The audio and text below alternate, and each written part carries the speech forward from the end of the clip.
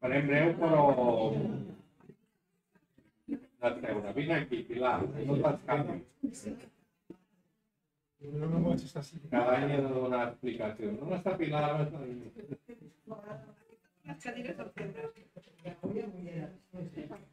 Sí. Bueno, estamos, como sabéis, alrededor del aniversari del José Luis Jiménez Tontín, que celebrem, que ara estàvem calculant que tindria 83 tacos. Sí, però fa 16 anys que va marxar. 16, hòstia, per mi em sembla una notaria. No 6 mesos, però bueno, te diuen que fa 5. I aquest any li hem donat a una escriptora d'aquestes que els que l'hem llegida això no la veu. És deixada. És l'Udec. Una escriptora que a vegades és que fa el mateix i m'estic sentint a mi mateix i dic horror. Fa 16 anys la Cristina, molt amiga d'aquest club d'aquesta època de la transició del José Luis fins a l'extrem d'haver anat amb ell de viatge per Àfrica. Sabes que en Marruecos te pegas muchas leches porque vas por ahí por una recta y de golpe y porrazo hay una piedra. Porque además íbamos en un sidecar, y bueno, yo, la moto que había comprado de segunda o tercera mano, no sé dónde, y yo recuerdo, de camino desde Barcelona, los camiones, las ruedas de los camiones le pasaban hasta la y mis padres no sabían nada que me había ido. Yo había dicho que me había ido por Madrid a visitar la ermita. Que fue tan raro que la aceptaron. Aunque desde Marruecos les envié una postal en árabe que me escribió un amigo de José Luis, porque mi padre estudiaba árabe y hebreo, él era de derecho, pero había estudiado filología y todo eso. Y entonces le hizo mucha ilusión la postal. Naturalmente el árabe lo escribió el amigo árabe. Pero bueno, pues sí, fue un viaje estupendo. ¿Tú también estudiaste Derecho por algunos personajes? ¿Lo acabaste? Sí, me sorprendió. Hombre, no. Te puedes preguntar que te puedes poner una denuncia. No, sí. Y la acabé y estudié periodismo también y también lo acabé. Sí. Vaya. Acabo las cosas que pienso. Bueno, he hecho un texto, no es muy largo, son 2 folios y medio, pero lo quiero leer. Porque pasa un trozo que pasa todas esas memorias, tengo que por otro y digo, coño, ¿qué pasa aquí? Y he traído algunos históricos, libros, me gustaron mucho por ejemplo, que aparte de ser, tiene ahí 2 narraciones increíbles, una es la que da título al libro, que era antes de esta Elba, él preguntaba, ¿existe Elba? Porque me parece que incluso se lo dedicas. No.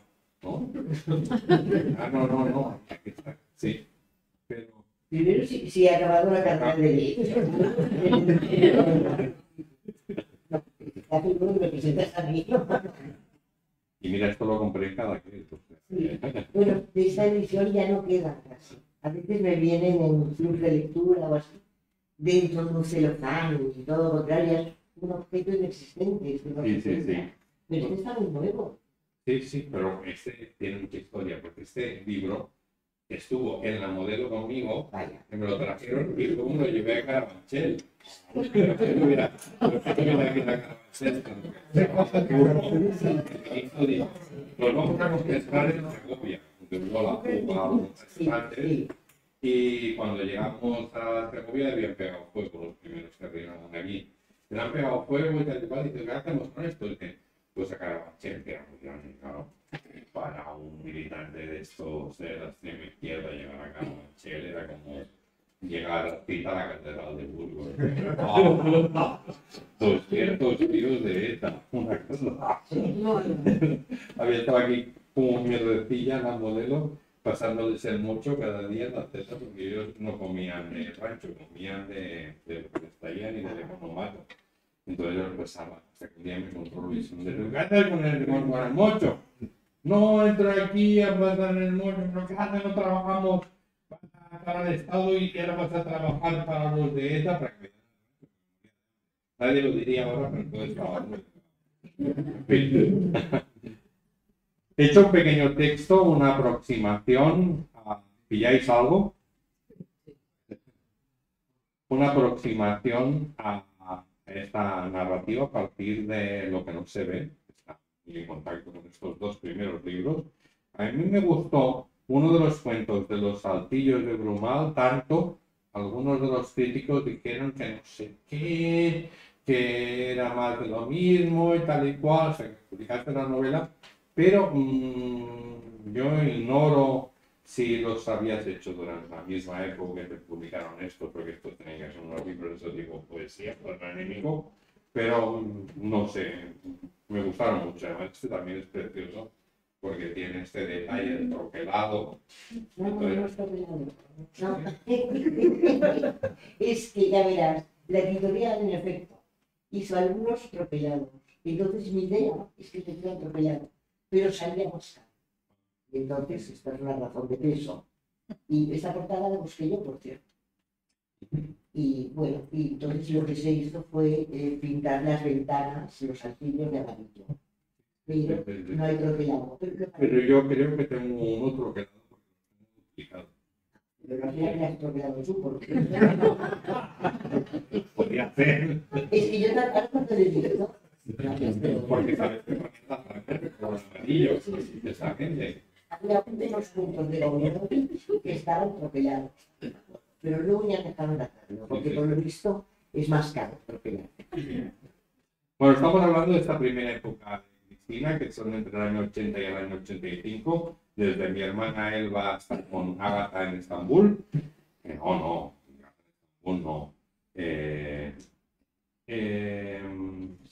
Y voy a leer este texto. Digo, desde la aparición de los 4 relatos que surgían de mi hermana Elba, la narrativa de Cristina Fernández Cubas llegó para quedarse. Su estilo envolvente, que busca una ingenuidad deliberada, nos captura en las esferas del terror y la fantasía como uno de los auténticos maestros del simbolismo y de la literatura gótica. Esto lo leía mientras leía los libros estos de Jean Lorrain y de Villiers La Isla Adam y de incluso de Baudelaire, que eran relacionados con todo esto. Digo, esta necesidad de imprimir un velo inquietante a su estilo clásico, yo creo que es un estilo clásico muy trabajado, cuanto más trabajas, más natural parece. Casi realista, resulta un choque para el lector que llega a tener miedo como me sucediese con Jean Lorrain, con El monje de Matthew Lewis o incluso con los ultracitados Poe y Becker. Desde la historia vampírica que abría la edición del lejano 1980 hasta el que da título al volumen en que la inocente niña protagonista deriva hacia una especie de Carrie, hay todo un viaje. Está ambientado en el verano de 1954.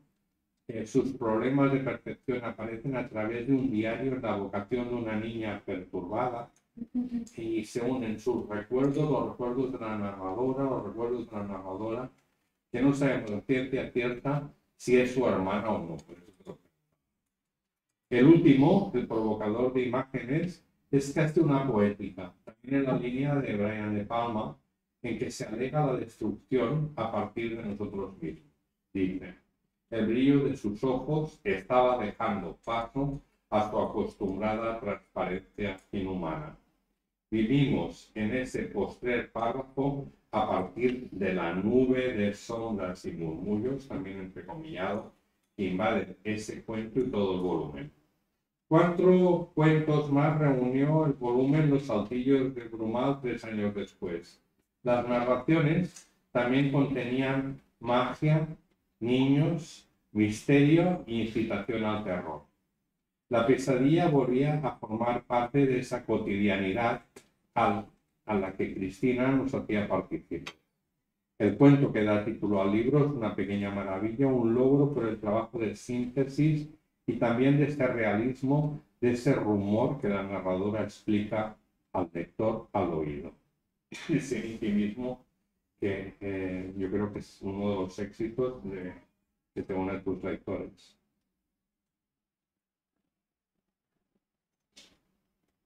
Sus orígenes se mezclan con las descripciones en un ejercicio de contención único. No se supo apreciar su valor, pero en perspectiva fue un logro fruto del trabajo intenso, casi de lijadora, hasta conseguir esa naturalidad desbordante con los conflictos familiares y sus secretos como fondo. En 1985, Cristina vuelve al ruedo, como siempre, de la mano de Tusquets, una primera novela, El año de gracia, explícitamente de algunos de sus maestros, London, Stevenson, Melville, Poe y los otros, Conrad. La aventura exigía su complicidad. En ese época, en la revista Candelarca, que también colaboraba y todo eso, hicieron un número que decía La aventura sigue contando, salían artículos de todos estos. La aventura exigía su complicidad y la novela conserva una crítica que se antepone a las denuncias ecológicas y medioambientales de la actualidad, casi al final. Estábamos en el tránsito de la narrativa y del cómic apocalíptico hacia otros vericuetos que narradores como Cristina exploraron para abrir senderos en la selva dentro de una novela entretenida y exuberante.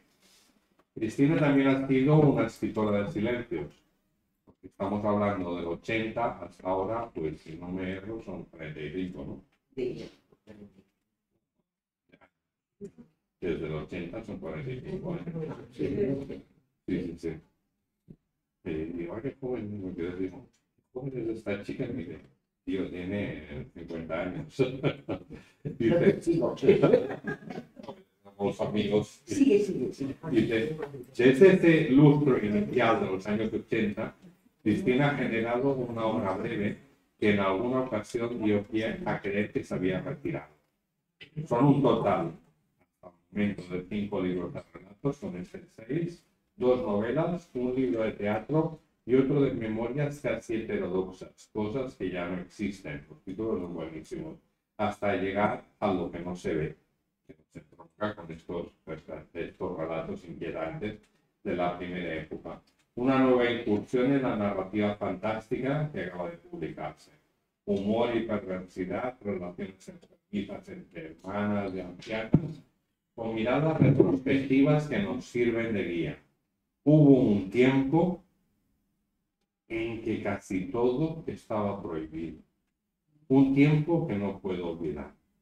Esa sensación de confidencia, de recuerdos del pasado, del tiempo olvidadizo, son algunas de las razas que Cristina expone a través de textos de una limpieza fruto del trabajo de pulir de la ropa que citamos antes.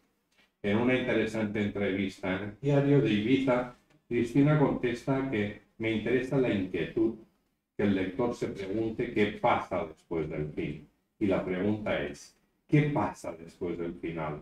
Es la misma pregunta que se hacen las dos protagonistas del primer relato del libro, Joan y Beth. ¿Qué pasa cuando van al cine y aparece la palabra fin? Me gusta que el lector se pregunte qué pasa después. El final del último cuento resulta revelador. Se sentía descansada y feliz, extrañamente descansada y feliz. Y ahora sí, por fin, satisfecha, con letras mayúsculas.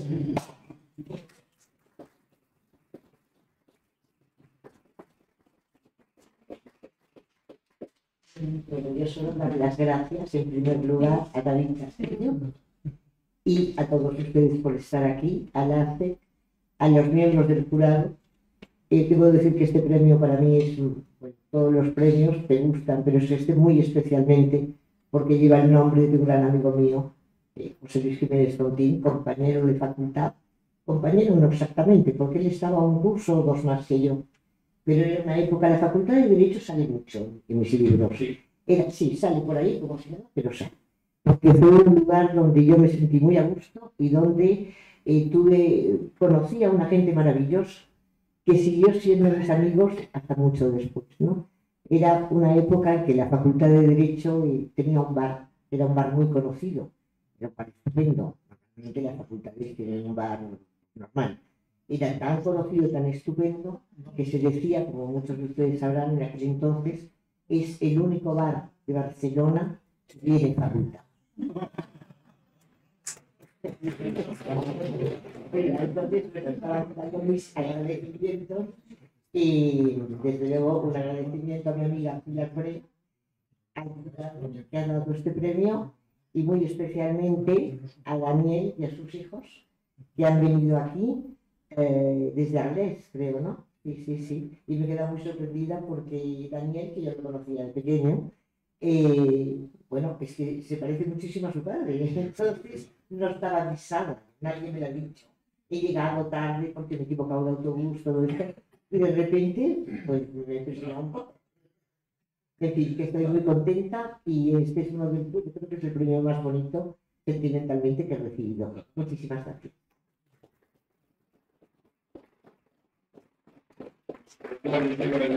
El único bar de Europa. Sí, pero decía, es que era un bar estupendo, con camareros que servían en las mesas.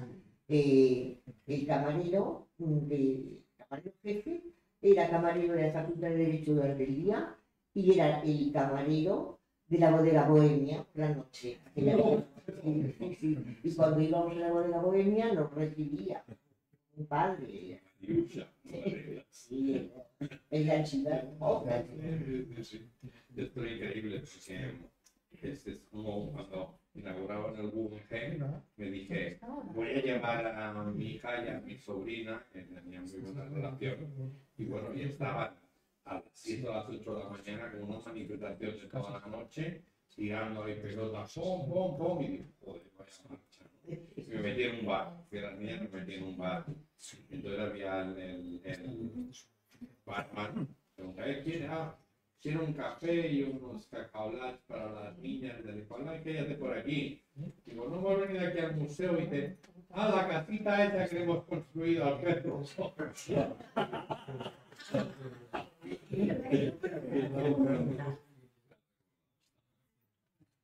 Bueno, que tremenda fe.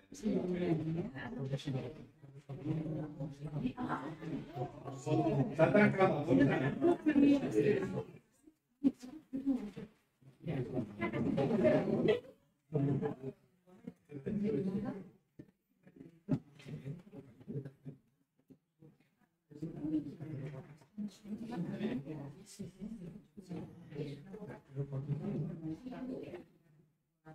Sí, señor. Pilar, ponte mi foto. 23, y que se vea.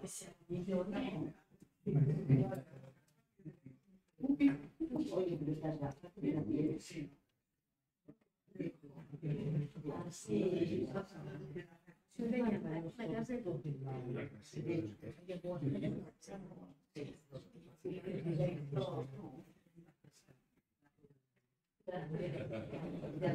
nuevo, es muy bonito.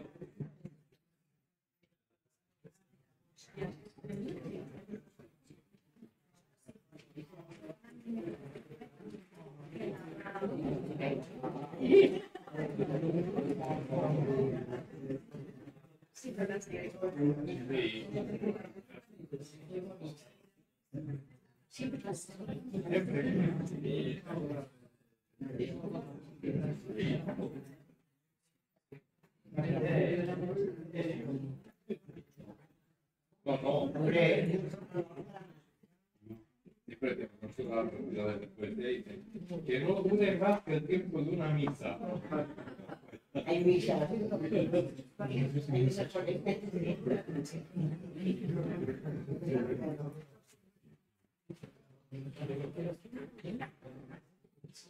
Bueno, ¿qué hacemos?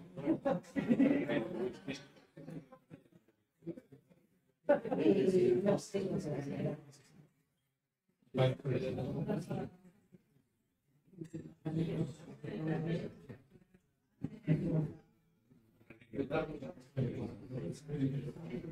esto que decíamos de la hermana Elba, que eres Géminis de signo zodiacal. Sí. Yo también, por esto lo preguntaba. Porque la hermana Sí, sí, sí. Sí. Pues esto que decías de que me he tomado mucho tiempo entre un libro y otro, la verdad es que el último libro, lo que no se ve, eh, el penúltimo salió hace 10 años. Yo es que no me di cuenta, cuando todo el mundo decía después de 10 años, pero es que yo no me había dado cuenta, porque claro, de alguna manera había seguido en el mundo del libro, ¿no? En mesas, en clubs de lectura, y yo sabía que, pero es que yo tengo un tiempo, o sea, a mí no me gusta lo de, jamás haría lo de sacar un libro por año, a mí me gusta meterme en historias, disfrutarlas, darles respiro, y luego está la vida, que muchas veces la vida discurre paralela a la escritura y otras veces la interrumpe o hay prioridades. Y entonces yo creo que los libros a veces, bueno, o se terminan cuando ellos mismos dicen, esto ya he acabado. Y entonces, pues, aquí se ha acabado el libro, entregarlo a la editorial. En mi editorial, con la cual me llevo muy bien, me conocen mucho y no me presionan nada. De vez en cuando alguna cosa suelta, pero sin presionar, porque saben que en ese aspecto soy como una niña pequeña, que me gusta llevar la contra. Y saben también, sí, mira, es una cosa que me he perdido, digamos. Y saben también que solamente puedo escribir cuando no me siento presionada. Quizás porque, claro, yo trabajé de periodista una época y entonces eso de tener que entregar las cosas con una fecha y una hora determinada no iba conmigo. Claro que si fuera por mí los periódicos nunca saldrían. Y entonces creo que es un poco esto. Hay muchos espacios desde el primer libro, el segundo, fueron 3 años. Ahí sí que Beatriz de Moura, la fundadora de Tusquets Editores, me decía, no me presionaba, eso nunca jamás me presionó, pero me decía, es conveniente tener un ritmo, porque si no los lectores se olvidan. Tiene toda razón. Pero bueno, pues se olvidan, entonces pues tus hijos me descubren y todo así. Pero claro, tampoco no, para que no me olviden, no voy a estar todo el rato yo escribiendo, yo escribo solo cuando algo que me emociona y quiero comunicarlo después, pero primero investigarlo y meterme por ahí, y el proceso de escritura es lo que más me gusta de todo. ¿En qué momento decides si será un cuento o una novela? ¿O son ellos los que deciden cuando Sí. hablan? Yo siempre pensé que escribía cuentos, es más, dije rotundamente una vez, ¿para cuándo la novela? Me preguntaban entonces. El cuento estaba muy poco valorado en un momento. Y entonces decía, no. Como James Bond, dije, bueno, no digas nunca jamás, porque dije nunca. Y luego escribí una novela que era El año de gracia. Exactamente, El año de gracia, yo me creía que era un cuento. Y empecé a escribir, me di cuenta que lo que yo quería contar, que todo venía de de una nota de prensa que me impresionó mucho, que hablaba de una isla contaminada y una serie de unas ovejas, unos pastores, la isla existe, y entonces, bueno, yo me di cuenta que allí había un escenario, o sea, parece que en el siglo XX, que las novelas de aventuras se tenían que situar o en el pasado o en el futuro, que ya no habían tierras por descubrir, ¿no? Y entonces de repente vi como la realidad me brindaba un escenario inquietante, una isla al noroeste de Escocia, Greenland se llama y existe, ha sido descontaminada, donde, pues, para efectos de una contaminación con esporas de antrax, había sido desalojada en los años 40. Había sido contaminada en vías de una posible guerra bacteriológica contra. Entonces se desalojó la isla y en la isla estaba habitada por pastores y por ovejas. Entonces, por los pastores y solamente quedaron unas cuantas ovejas, pues eso, abandonadas a su suerte. Pero entonces aquello que has dicho antes, ¿qué habrá después de la palabra fin? Me lo pregunté yo y dije, ¿y si de repente estas ovejas se han vuelto montaraces, se han vuelto salvajes? ¿Y si de repente todos los pastores han ido menos uno? ¿Y qué pasa con las esporas de antrax? Les han salido pústulas a las ovejas. El pastor, si alguien lo ve, se habrá convertido en un monstruo. ¿habrán las ovejas desarrollado ritos extraños? Bueno, y en efecto, y empecé a escribir y me di cuenta que no era cuento. Aquello necesitaba un formato y un espacio de novela para desarrollar la llegada a la isla, el exseminarista, el encuentro con las ovejas carnívoras, y todo eso, y sus luchas extrañas, y su relación con el pastor, y al final me parece que no se conoce. Pero bueno, pero él se larga y todo eso. Y en realidad, el mejor año de su vida, pese a las penalidades, fue el que pasó en la isla, que era, en el fondo aquella isla era como una biblioteca, pero sin libros, pero ahí estaban todos, ¿no? Robinson Crusoe, y me lo pasé muy bien haciendo. Entonces, contestando a tu pregunta, que me enrollaba muchísimo, y yo generalmente quería escribir cuentos, pero este ya me reclamó el espacio de novela. Me pasó un poco lo mismo con El Columpio, que yo no sé si es una novela corta o un cuento largo, y luego hay otra bueno, mira, mi seudónimo ha funcionado, que escribí bajo el seudónimo Fernanda Coops, que es un seudónimo falso, porque son mis apellidos extranjerizados. Es decir, Fernández se convirtió en Fernanda, y Cubas en Coops, por K, U y 2. Bueno, entonces, aparte de que era un falso seudónimo, que luego explicaré por qué, no había forma de equivocarse, porque los tusqueros me decían, pero bueno, ¿por qué un seudónimo? Sí, porque yo siempre, mis lectores están acostumbrados a que todo, por más raro que sea verosímil. Y aquí no es verosímil, y no quiero que crean que me vuelvo loca, esto es una línea distinta. Bueno, entonces, por si hubiera más dudas, pues en la editorial pusieron Fernanda Coops, una cinta que ponía Fernanda Coops, es Cristina Fernández Coops. Y eso, pues es esto. Y por cierto, yo creía que esa línea inverosímil y tal, que inicié y terminé porque no he continuado con Fernanda. Pero me fue muy bien, porque yo era un momento que estaba como baja de ánimos y por una ausencia. Muy bien.